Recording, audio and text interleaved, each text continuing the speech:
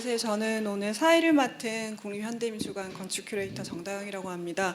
오늘 정말 많은 분들이 와주셔가지고 주최 측 분들도 좀 이렇게 좋으시면서 좀 당황하셨을 것 같은데요. 먼저 좀 편안한 시간이 되기 위해서 핸드폰은 다 무음으로 좀 처리를 해주시고요.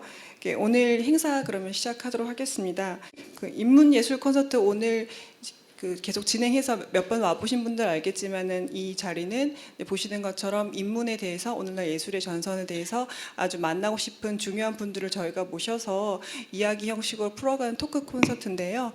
오늘 자리는 조성영 선생님 굉장히 많은 분들이 보고 싶어 하시고 또 이야기 듣고 싶으셔서 오셨을 것 같은데요. 건축가 조성영 선생님을 모시고 오늘 이야기 시작하도록 하겠습니다.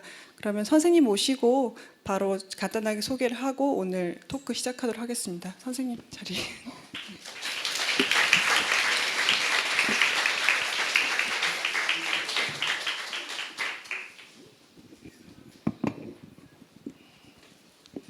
정말 선생님의 인기를 오늘 이렇게 많은 청중분들이 오셔서 제가 확인을 할 수가 있는데요.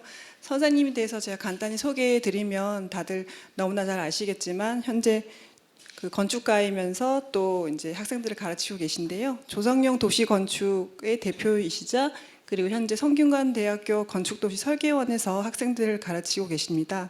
그리고 저희가 잘 알고 있는 선유도 공원, 꽃마루와 같은 작업들을 하셨고 오늘 이제 아마 그런 대표작 이외에도 공개되지 않았던 계획안들을 많이 보여주실 것 같아요. 그래서 이제 보시는 것처럼 오늘 주제가 건축 인간을 담다인데요. 사실은 이제 선생님께서 강조하셨던 게 건축이 그냥 이렇게 기능이나 용도별로 설명되는 게 아니라 삶과 연결돼야 이게 뭔가 이야기가 있고 사람들이 관심을 끌 수 있다고 하셨는데 뭐 또 중요한 지점이기도 하고요. 근데 되게 당연한 이야기인데 실제로 이제 그런 부분들을 실천하는 건축가가 사실은 많지 않습니다. 이제 그런 부분에서 선생님은 존경하는 건축계의 어른이기도 하고요. 오늘 얘기를 인간에 대한 얘기, 삶에 대한 얘기를 한다고 하셔서 제가 사실은 개인적으로 선생님에 대한 추억을 좀 생각을 해봤는데요. 공교롭게도 10년 전에 2006년에 제가 다른 사회생활을 처음 시작할 때 선생님 여기 대학로에서 뵀었는데 그때가 아마 선생님이 2006년도에 베니스에서 건축 비엔날레의 커미셔너셨어요. 거기서 지금도 기억이 나는 제목인데 오래된 도시와 순간의 장소라는 제목으로 전시를 꾸리셨어요. 그래서 어떻게 보면 그 명제, 오래된 도시와 순간의 장소라는 이런 이야기들이 어떻게 보면은 단순히 그 당시의 전시뿐만 아니라 선생님 작업을 일관되게 좀 관통한 하나의 이야기 구조가 아닌가 싶었었는데요. 그처럼 이제 그때 처음 선생님을 뵙고 보면 볼수록 정말 새로운 양파와 같은 이제 그런 선생님 면모를 제가 좀 알게 됐어요. 그래서 아마 오늘은 그런 좀 뜻밖의 얘기를 드릴 수 있는 특별한 자리가 될 수 있을 것 같고요. 보시는 것처럼 이야기는 지금 나중에 이제 목차가 나올 건데요. 모두를 위한 장소라는 이름으로 공원과 같은 공공시설에 대한 이야기를 먼저 해주실 거고요. 그리고 어쩌다 힐링이 필요할 때라는 제목으로 문화공간에 대한 얘기를 해주실 거고 마지막으로 우리가 산다 도시주택, 집에 대한 이야기로 마무리를 할 계획입니다. 먼저 이제 선생님께 제가 좀 드리고 싶은 질문은 보셨던 20분간의 영화들, 무성 영화들 되게 궁금해 하셨을 것 같아요. 이게 갑자기 왜 조성영과 무슨 상관이 있을까? 그 이야기를 해주시는 걸로 시작을 해보려고 합니다. 영화 뜬금없죠, 갑자기. 그리고 뭐 별로 재밌어 보이지도 않고 서로 상호 연관도 전혀 안 되고 아마 처음 보는 제목도 많고 그랬을 겁니다. 제가 저런 재미없는 영화들로 시간을 보내는 이상한 취미를 갖고 있습니다. 근데 뭐 이게 제가 영화에 대한 어떤 취미도 있지만 학생들하고 같이 소통하기 위해서 영화라는 매체를 선택해서 지금 거의 한 1997년서부터니까 거의 10년 동안 학생들하고 계속 공부하는 소재로 영화를 택해서 그렇게 지내고 있습니다. 근데 그 영화도 그냥 모든 영화가 아니라 특히 이제 도시에 관련된 영화, 도시와 도시가 가지는 의미 또는 도시의 뭐 여러 가지 있겠지만 영화라는 거는 찍으면 항상 도시가 안 찍힐 수가 없죠.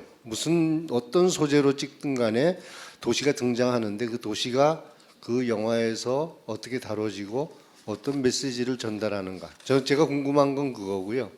또 그런 연구들이 이제 미국 특히 영국과 미국을 중심으로 상당히 많이 돼 있습니다. 그래서 영화와 건축에 대한 영화와 도시에 대한 책들도 많이 나와 있고 뭐 그런 거 가지고 조금 보다 보니까 좀 더 학생들하고 그 얘기를 좀 하고 싶다. 두 번째는 도시의 역사 중에서도 이 근대화되고 도시화된 건 한 100년에서 150년 정도가 가장 우리가 잘 아는 시간일 텐데 영화도 똑같은 그 시기에 발달하게 됩니다. 저게 처음에 이제 아주 초기에 이렇게 뭐 전혀 뭐라 그럴까요? 의미도 없는 그냥 움직이는 사진, 활동 사진이라고 그랬죠 옛날에.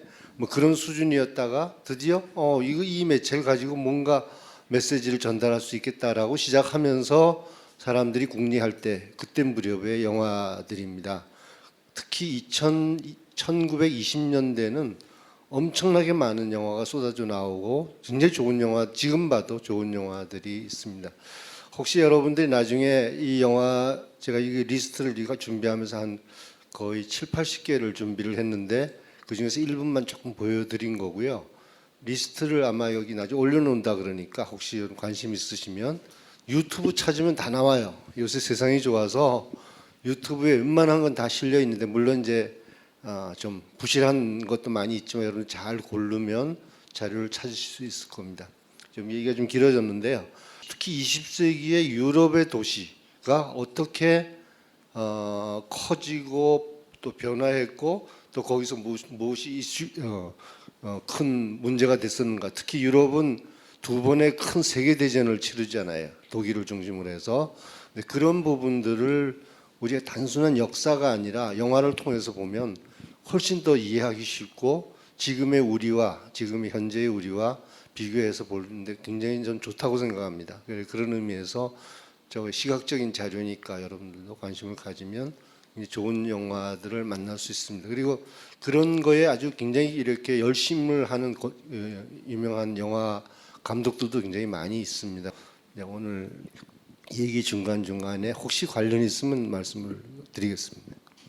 네, 선생님 연구실에 가면은 정말로 그 옛날 필름 있잖아요. 막 그런 비디오 테이프가 아니라 이렇게 롤로 감겨 있는 그런 필름이 무지하게 많으세요. 그래서 정말로 이제 말씀이 이렇게 간결하게 하셨지만은 굉장한 영화광이시고 실제로 건축과 도시, 영화 이 세 가지의 접점을 찾기 위해서 연구를 본인은 이제 하시기엔 좀 힘이 든다. 그래서 이걸 연구해서 연구자가 기다리고 있다고 하셨는데 혹시 오늘 오신 분들 중에서 이 세 가지 키워드에 관심 있는 분이시라면 좀 선생님과 따로 한번 말씀을 나눠보면 좋을 것 같습니다.